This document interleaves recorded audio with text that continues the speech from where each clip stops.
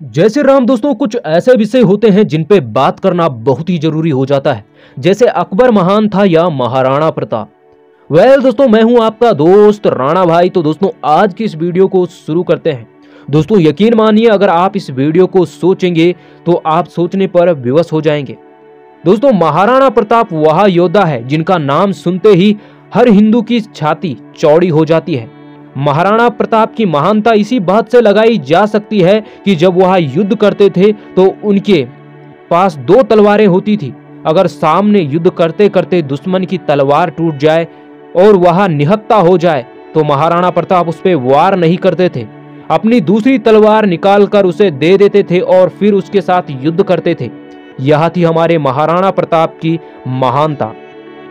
मेवाड़ की वह धरा जिस पर महाराणा प्रताप जी का जन्म हुआ और मुगल बादशाह अकबर के आक्रमण बार बार मेवाड़ पर होते रहे, लेकिन महाराणा प्रताप ने बार बार अकबर के इन आक्रमणों को विफल कर दिया और अकबर को धूल चटाई थी। लेकिन हल्दी घाटी के युद्ध को, जो हर किसी के दिल में बसा हुआ है, 7 फीट 8 इंच जिनकी लंबाई, 110 किलो जिनका वजन, 81 किलो जिनका भाला, 72 किलो का जिनका कवच, ऐसे थे हमारे महाराणा प्रताप। महाराणा प्रताप ने बैलोल खान के साथ हल्दी घाटी में जब युद्ध हुआ तो सिर्फ और सिर्फ 20,000 की महाराणा प्रताप जी की सेना और 80,000 मुगल सैनिक सामने थे।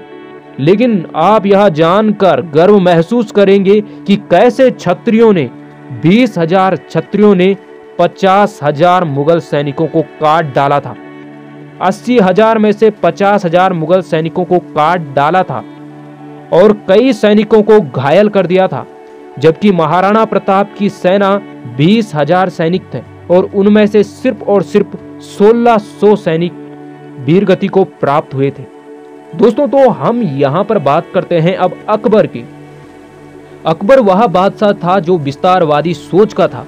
यह मुगल बादशाह अकबर था जिसने 40,000 हिंदुओं की निर्मम तरीके से हत्या कर दी, और जब भी यह किसी को मृत्यु दंड देने वाला होता तो नए तरीके से ज्यादा किस प्रकार तड़पे मनुष्य, ऐसे बार बार यह ऐसे परीक्षण करता रहता।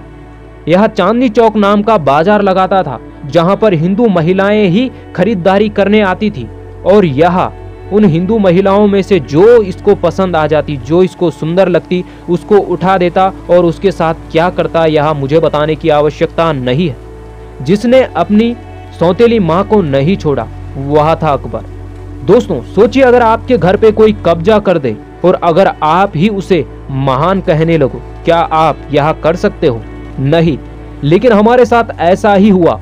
जिन मुगलों ने इस देश पे आक्रमण किया, इस देश को कब्जाया, वही अकबर महान हो गया। लेकिन महाराणा प्रताप महान नहीं हुए। क्यों? क्योंकि यह सोच है जो अंग्रेजों ने हमारे मन में डाली, इतिहासकार जो हमारे नहीं थे, यह जो विदेशी इतिहासकारों ने लिख लिया वही हमें पढ़ाया गया। तो दोस्तों, सोचिए, महाराणा प्रताप महान थे और वह सदैव महान ही रहेंगे। दोस्तों, मैं हूं आपका दोस्त राणा भाई। तो फिर मिलेंगे एक ऐसे ही वीडियो के साथ, और कमेंट बॉक्स में अपनी राय जरूर बताएं।